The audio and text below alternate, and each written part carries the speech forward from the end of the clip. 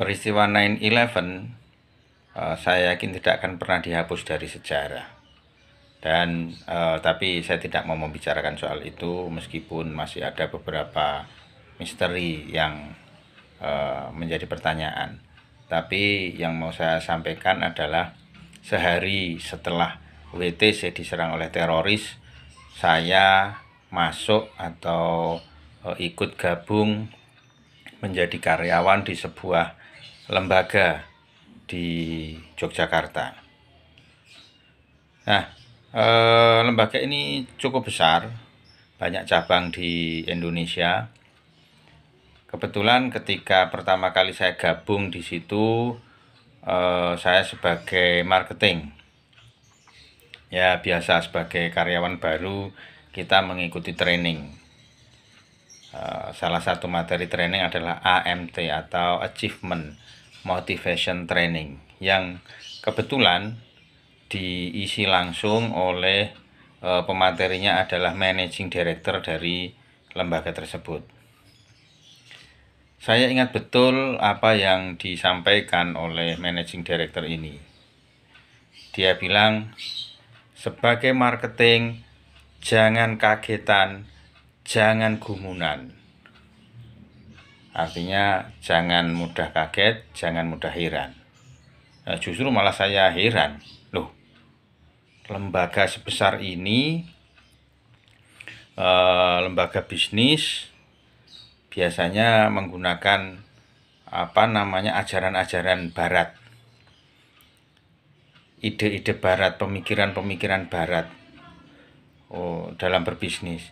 Ini kok menggunakan istilah jangan kagetan, jangan gumunan. Saya sendiri malah heran, kenapa lembaga sebesar ini malah justru menggunakan jargon Jawa. Lalu setelah itu Managing Director ini menjelaskan bahwa dunia itu tidak adil. Orang berkulit putih akan lebih dihargai ketimbang orang yang berkulit hitam. Orang yang bertubuh gemuk akan lebih dihargai ketimbang orang yang bertubuh kurus.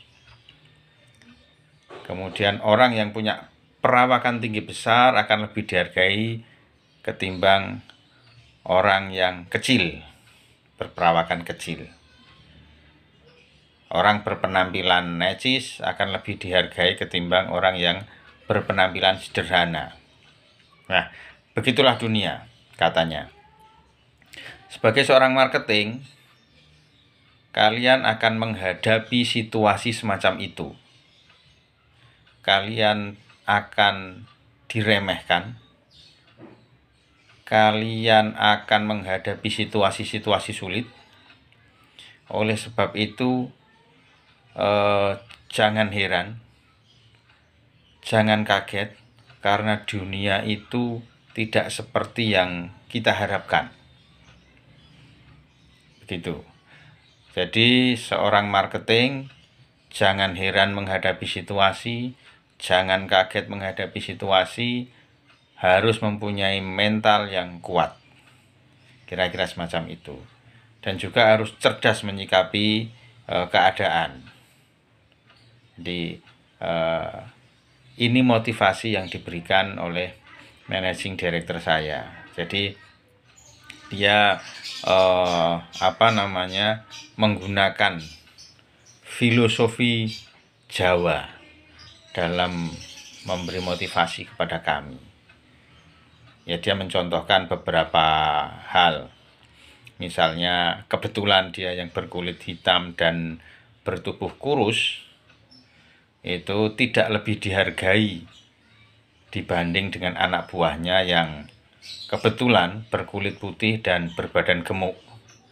Jadi ketika beliau bertamu bersama anak buahnya, justru anak buahnya yang dihormati oleh tuan rumah.